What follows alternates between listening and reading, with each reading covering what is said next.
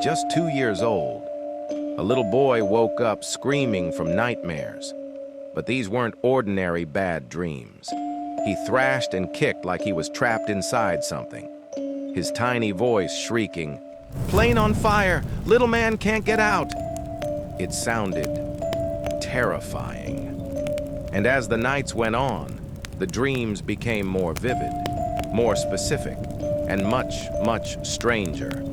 You're about to hear the true story of James Leininger, the toddler who might just be living proof of reincarnation.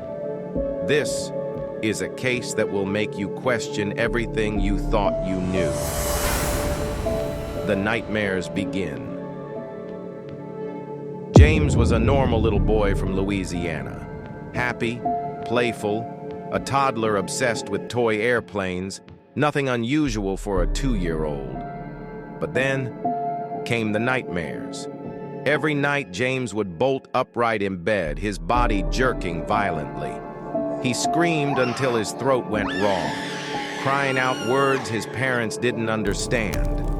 He kept saying the same thing, "Plane on fire, little man can't get out," over and over and over again. His parents were terrified. Was this trauma? But how could that be?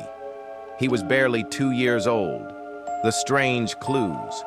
The dreams didn't stop, and soon, new details emerged. One night, James mentioned a name, Jack Larson. Another time, he blurted out the word Natoma, and later, the name Corsair. His parents were baffled. He was just a toddler. Where was he getting these words? But it didn't stop there. James started doing things no toddler should know.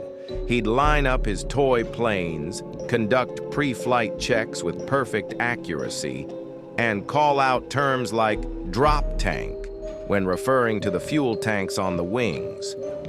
His mom had never heard of a drop tank in her life. Where was this coming from? A dead pilot story. Desperate for answers, James's parents began to dig, and what they found chilled them to the bone. The name Natoma? It wasn't random. It was the USS Natoma Bay, an aircraft carrier in the Pacific during World War II. And Corsair? That was the type of fighter plane used by US pilots in the war. But then came the breakthrough. James's parents discovered a man named James Houston Jr., a World War II pilot who served on the Natoma Bay and died in 1945 when his plane was shot down over Iwo Jima. James, the little boy, had the same first name, and the details matched his dreams exactly. Fact versus fiction.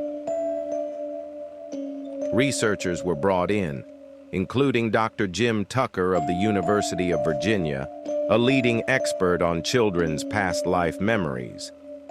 Dr. Tucker confirmed something incredible. James had given over 10 accurate details about Houston's life and death before his family learned who Houston was, the type of plane, the ship's name, the name Jack Larson, a real pilot who flew with Houston. Every single detail checked out. The skeptics speak. Of course, not everyone believes. Critics argue that James could have picked up information from books, movies, or even TV documentaries. Some call it confabulation, the mind weaving false memories from bits and pieces of what it sees. But here's the problem. James was saying these things at 2 years old, before he could even read. And many of his statements were documented by researchers before any connections to Houston were ever made. So, what do we make of this? The big question. Is James Leininger proof of reincarnation? A glitch in the universe? Or just an extraordinary coincidence? One thing is certain. This little boy knew things he should never have known.